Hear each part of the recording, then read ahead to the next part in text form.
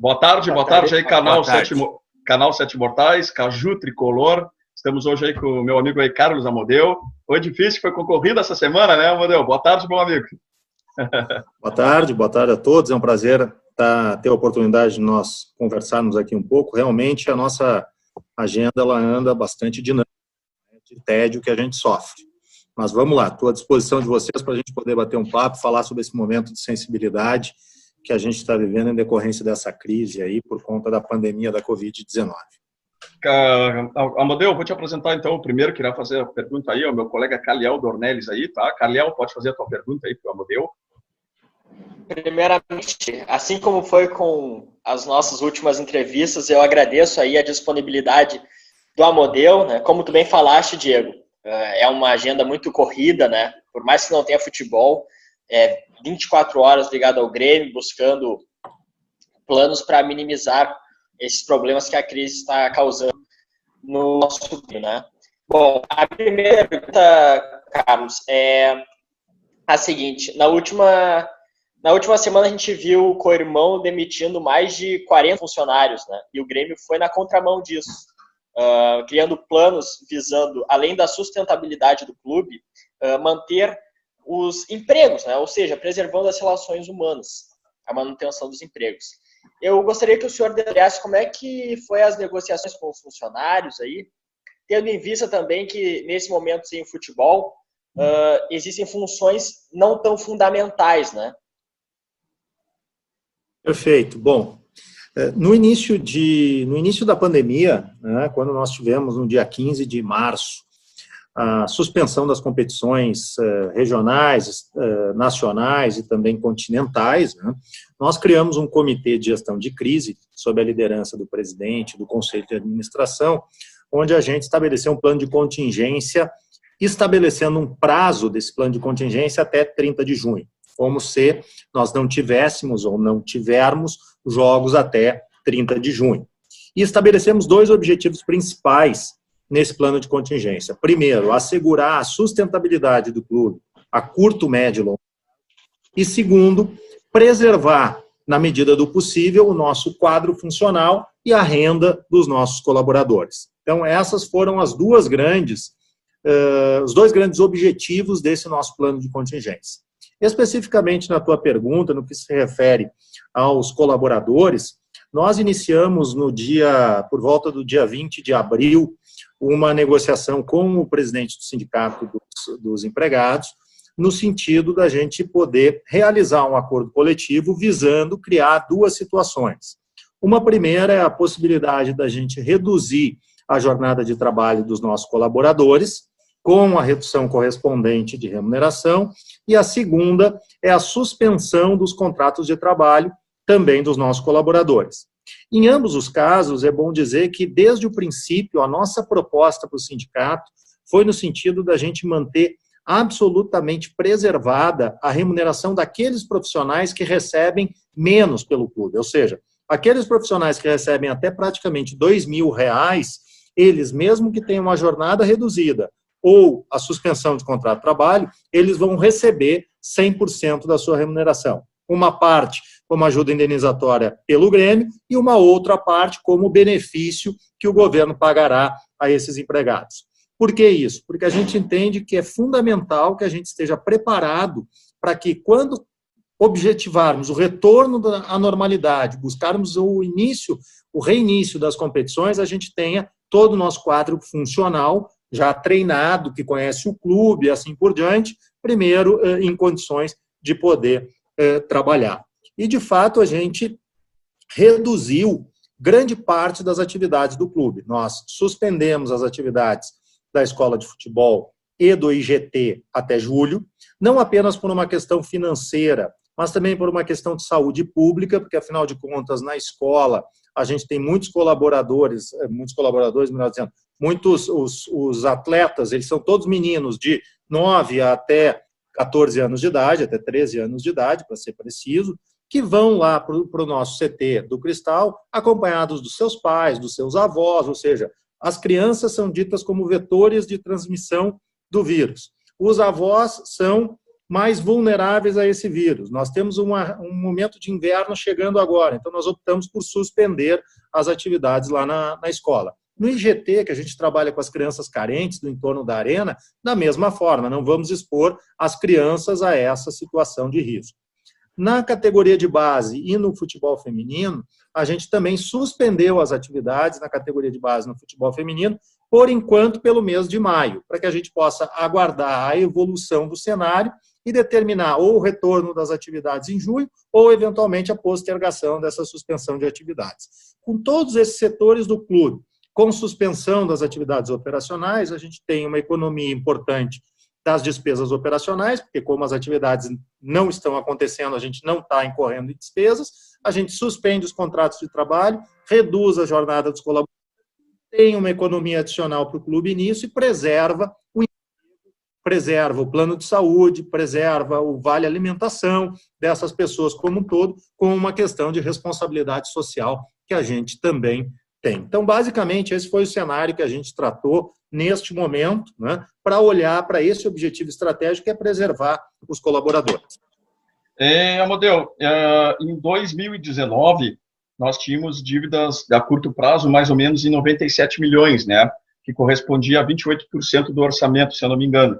Em 2019, nós tivemos um déficit do caixa de menos 4, né? E eu sei que já teve a questão orçamentária que foi colocada antes para 2020, só que agora ela ficou também prejudicada, né, por toda essa conta da pandemia. Vocês já fizeram uma nova previsão orçamentária com essa parada? Como eu disse na resposta à pergunta anterior, nós tínhamos 2 objetivos estratégicos quando a gente criou o plano de contingência, certo? Sim. Primeiro, era a sustentabilidade do clube a curto, médio e longo prazo, e o segundo, a questão da preservação dos empregos, que eu acabei comentando com o Calhau na primeira pergunta que ele fez. No que se refere ao objetivo estratégico de sustentabilidade do clube, tá? O que nós fizemos? Trabalhamos em 2 diferentes cenários. Primeiro, um cenário de econômico, onde nós definimos uma ampla revisão orçamentária, então nós diminuímos drasticamente toda a nossa previsão orçamentária de despesa, de modo a gerar uma potencial economia correspondente à potencial perda de receita que nós vamos ter. Ou seja, se eu estou perdendo receita na parte de cima, eu preciso economizar as minhas despesas na parte de baixo para neutralizar o efeito dessa perda. Então, nós fizemos, sim, essa revisão orçamentária, bastante importante. Todos os setores do clube, sem nenhuma exceção, contribuíram para essa revisão orçamentária, ou seja, apertaram os seus orçamentos, e mesmo assim a gente está buscando preservar os empregos. Então, o que a gente está dizendo é que nós vamos ter que prestar o mesmo serviço, dar a mesma qualidade de atendimento, o mesmo nível de serviço, mas gastando bem menos do que a gente tinha projetado gastar para esse atendimento. Com certeza. A próxima pergunta é tua, né, Caju? Isso. Amadeu, em primeiro lugar, eu gostaria de dizer que é um prazer em estar te conhecendo aí. A gente nunca teve a oportunidade de bater um papo pessoalmente, né? E te parabenizar pelo belo trabalho que tu vem fazendo aí na gestão do Grêmio, tá? Porque normalmente a gente não costuma a escutar o nome das pessoas que trabalham mais internamente nessa parte que tu trabalha, né? E pelo bom trabalho que tu vem desenvolvendo aí dentro do Grêmio, a torcida tricolor aí te conhece muito bem, e várias pessoas que eu converso, torcedores, sempre te elogiando pelo teu trabalho, pela firmeza do teu trabalho que tu vem desenvolvendo dentro do Grêmio, tá? E eu gostaria de perguntar para ti a respeito do seguinte: a gente sabe que o presidente Romildo vem desenvolvendo um trabalho de gestão juntamente com vocês há bastante tempo de organização financeira do Grêmio, né? E isso foi um trabalho que vocês já vêm há longo tempo para poder estar organizando e estar fazendo que o Grêmio seja um time sustentável, né? E agora, com essa pandemia que vem vindo, que está aí prejudicando a todos e principalmente também ao futebol, né? Eu te pergunto isso: quanto tempo mais ou menos o Grêmio vai levar para poder se recuperar financeiramente por conta dessa pandemia aí? Bom, primeiramente, um prazer também estar tendo a oportunidade de conversar contigo. Muito obrigado pelas palavras que reconhecimento ao trabalho que a gente faz, e é importante dizer que não é um trabalho individual, existe toda uma equipe de executivos dentro do Grêmio que trabalha junto comigo, de colaboradores que são incansáveis aí no sentido da gente poder prover todas as condições necessárias para que o nosso futebol profissional tenha o protagonismo que a gente quer que ele sempre tenha dentro de campo, tá? A questão financeira, ninguém está imune a essa pandemia. Absolutamente nenhum clube, né, seja ele brasileiro, seja ele sul-americano, seja ele europeu, por essa crise. Afinal de contas, as receitas, elas, de uma forma geral, elas sumiram, né? As despesas, elas continuam aí, e isso gera uma pressão importante de fluxo de caixa. Eu diria que todo o trabalho que o Grêmio vem adotando no seu modelo de gestão implementado pelo Conselho de Administração, sob a liderança do presidente, desde o seu primeiro mandato, lá em 2015, irão contribuir muito para que a gente tenha uma robustez maior para enfrentar essa crise, né? Ou seja, nós estamos sempre e constantemente trabalhando para estarmos dentro da melhor organização financeira que nós possamos ter. E ao longo dos anos, nós fomos criando um conceito de credibilidade no mercado. Credibilidade por organizar as suas contas de uma forma adequada, cumprir aqueles compromissos na forma que a gente estabelece, ou seja, a gente negocia mais, é mais duro no processo de negociação, mas a gente assume uma obrigação, a gente tem como premissa cumprir aquela obrigação. Num momento de pandemia como esse, o que esta credibilidade que a gente conquistou ao longo dos últimos anos, ela nos traz? Ela nos traz uma flexibilidade maior, uma compreensão maior por parte dos nossos interlocutores, sejam eles credores, fornecedores, clientes, de todas as formas, para que a gente possa negociar ou renegociar todos os nossos passivos. É difícil responder conclusivamente a tua pergunta de quanto tempo a gente vai demorar para se recuperar dessa crise, porque, afinal de contas, a gente não sabe quando vai parar, né? Quando é que a gente vai ter um cenário de o futebol retornar, quando é que a gente vai enxergar as competições podendo ser realizadas. A gente tem uma competição que hoje a gente olha com um grau de incerteza assim, muito elevado, que é a questão da Libertadores. Se no Brasil a gente já tem dificuldade para voltar com o futebol por conta dos diferentes 27 estados da federação que a gente tem, então vamos olhar para a Libertadores, vai ser também muito, muito complicado hoje a gente olhar e dizer que vai ter. Mas o que eu posso dizer para vocês é que a gente está fazendo tudo, e não menos do que tudo que está ao nosso alcance dentro da gestão do Grêmio, para que o Grêmio tenha o menor impacto possível e que o nosso trabalho que vem sendo realizado ao longo dos últimos 5 anos, ele se mantenha firme, né, apesar de todas as dificuldades que a gente vai ter para essa retomada. E nesse contexto também é importante aproveitar esse canal para me dirigir ao torcedor, e em especial ao sócio do Grêmio, para dizer que é fundamental o apoio do sócio do Grêmio neste momento. Que a gente criou, a partir da semana passada, um pacote de benefícios e de vantagens para esse sócio torcedor, para que a última decisão que o sócio tenha seja a de se excluir do quadro social e de deixar de pagar as suas contribuições. Então, é fundamental transmitir, primeiro, o agradecimento para o torcedor e para o sócio que vem pagando, né? E, segundo, deixar o apelo de que ele continue dentro das dificuldades que ele tiver, se não puder continuar pagando dentro da sua categoria de associação, que migre para uma categoria mais econômica, mas que não perca o vínculo com o clube e não deixe de colaborar com o clube. Porque só dessa forma, com um quadro social forte, é que a gente vai continuar podendo manter um grupo forte, um plantel competitivo e sempre conquistando títulos como a gente vem fazendo nos últimos anos. Thales André. Só um pouquinho. Diga, Caju.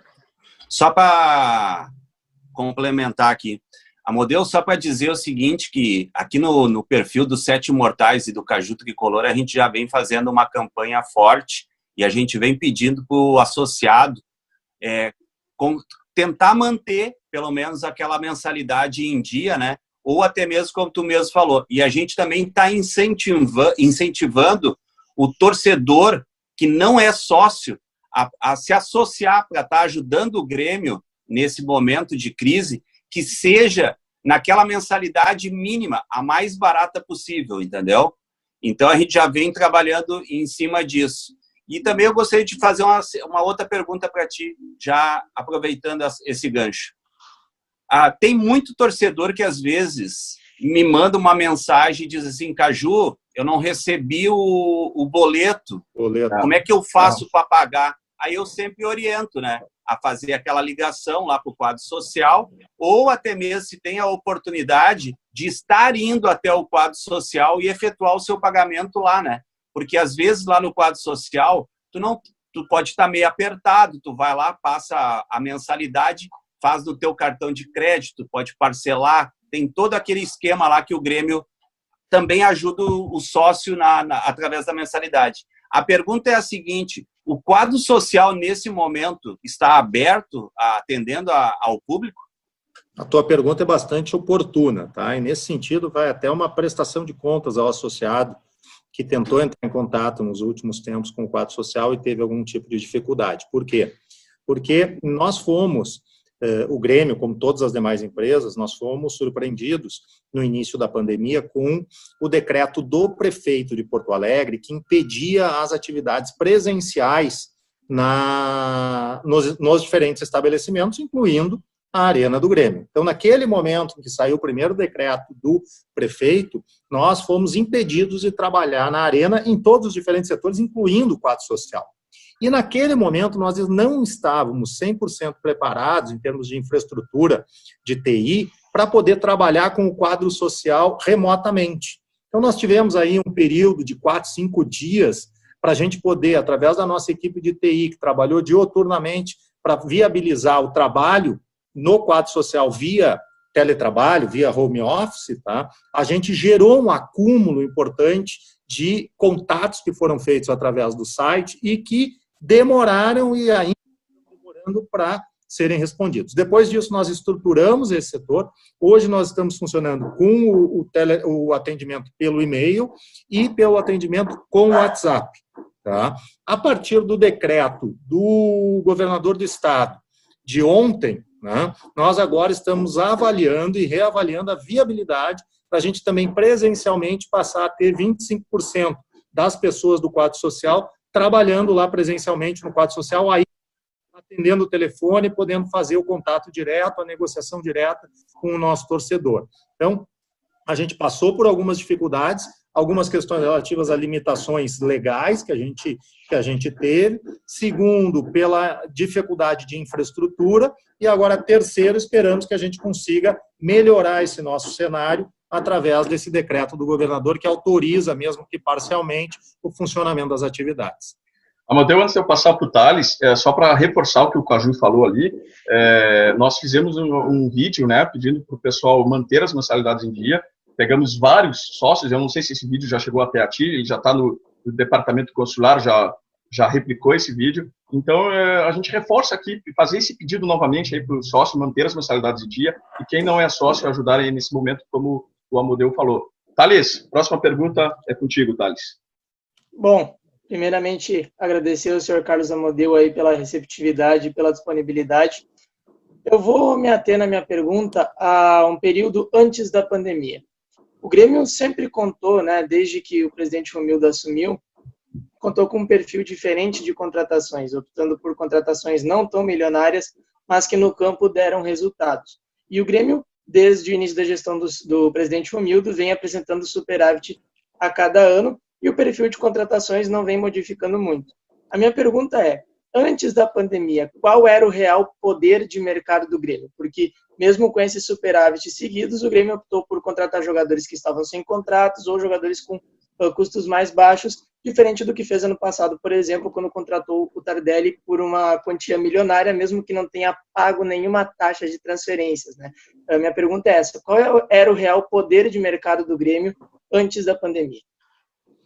Bom, aí eu preciso voltar lá em 2015, tá? Bem rapidamente, para dizer o seguinte. Em 2015, quando o presidente Romildo e o seu conselho de administração assumiram a gestão, né, eu não sei se vocês estão ouvindo um barulho aqui, é que o vizinho aqui resolveu agora Lá aqui, bem na minha cabeça. Eu tentei botar o fone aqui, não consegui, eu peço desculpas para vocês, mas ao vivo é assim. Deve ser colorado. Ao vivo é assim que as coisas acontecem. É verdade, vamos lá. Então, assim, em 2015, né, quando o presidente assumiu com o seu conselho de administração, o Grêmio vinha numa situação muito debilitada do ponto de vista econômico, do ponto de vista financeiro, com despesas ordinárias muito superiores às suas receitas próprias, ou seja, numa situação de realmente muita dificuldade. Naquele momento, o Conselho de Administração tomou uma decisão extremamente dura, que foi uma decisão no sentido de reestruturar por completo o clube e suas políticas. E, naquele momento, por não ter capacidade de investimento, ao contrário, um déficit muito grande, acertadamente olhou para a categoria de base e passou a ter um olhar diferente para a categoria de base, um olhar mais criterioso, um trabalho mais profissional e um investimento mais forte na categoria de base. E, por conta disso, a gente conseguiu descobrir e lapidar diversos atletas, como os casos do Arthur, do Pedro Rocha, do Luan, do Wallace, do Everton, ou seja, todos os atletas que a gente investiu neles mais jovens, por um valor menor, lapidou e terminou a formação deles, eles trouxeram um benefício desportivo para o Grêmio, ganhando títulos, e depois trouxeram um benefício econômico para o Grêmio, através das suas respectivas vendas, exceto o Everton, que continua.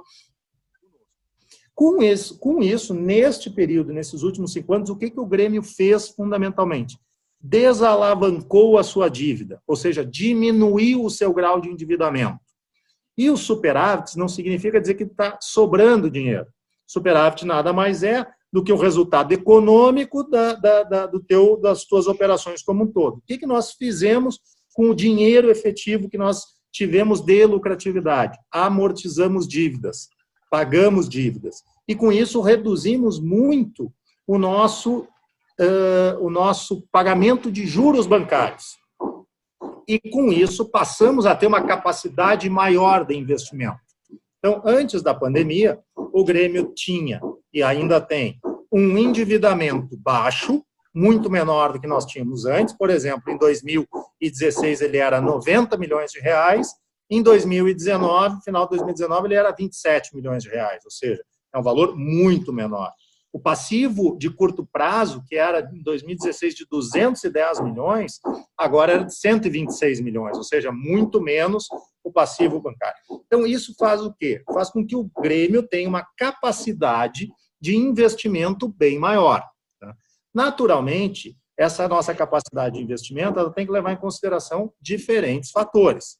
Primeiro fator, o montante das receitas que a gente tem, né, que ele é, até certo ponto, limitado. Né? O Grêmio hoje não tem, por exemplo, receita de arrecadação de bilheteria. Quando a gente faz uma comparação com o Flamengo orçou para esse ano 108 milhões de reais de bilheteria. Apenas de bilheteria. Então, vamos imaginar que não houvesse a pandemia.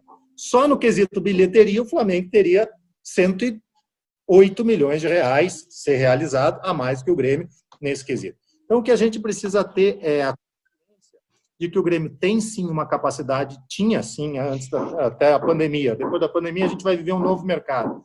Uma capacidade de investimento, vinha trabalhando solidamente com os seus recursos, né?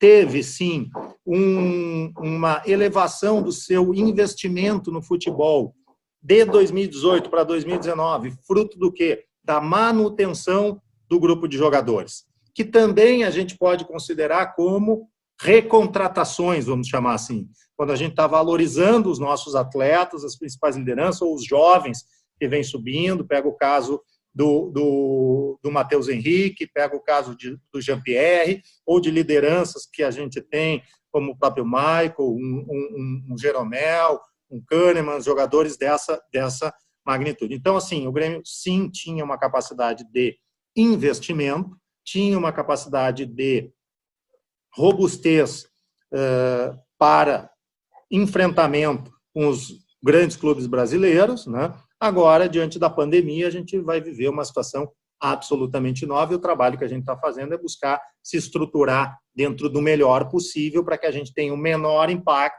e que a gente saia ainda mais forte comparativamente com os demais clubes. Viu, Amadeu? Só aproveitando esse gancho aí, eu tenho aqui do último gestão de campo que eu participei lá na Arena, em 2014 era 430 milhões essa dívida, né? Que correspondia em 42% a curto prazo, né? Ou seja, quase a metade da dívida do Grêmio. Então, era um valor absurdo se nós analisarmos com os números atuais da atual gestão, né? E é só uma pergunta que eu tenho. A nossa capacidade de endividamento hoje, qual é a nossa capacidade hoje? É difícil te responder qual é a capacidade de endividamento em reais, porque a nossa capacidade de endividamento está diretamente ligada à nossa capacidade de garantir os empréstimos bancários. Muitas vezes se diz, vai lá no banco X e pega dinheiro. Não, não é assim que as coisas funcionam, né? O banco te exige uma série de garantias, e as garantias quais são?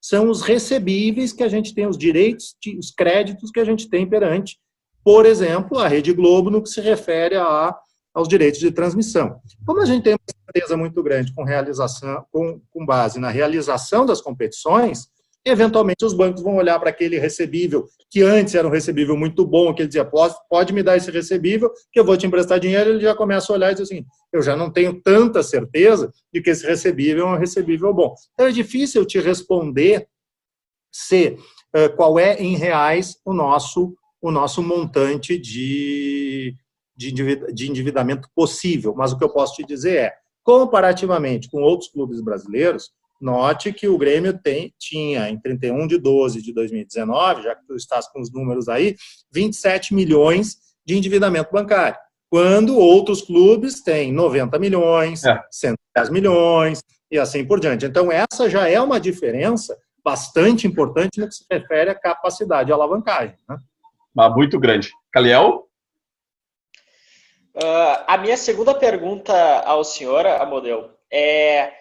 Assim, tendo em vista o plano de contingência que o Grêmio colocou em prática no dia 16 de março e que tem por duração 3 meses, como tu bem falaste, ou seja, até o final de junho, minha pergunta é fazendo uma previsão de um cenário que pode acontecer e tendo por base essa data limite que o Grêmio colocou.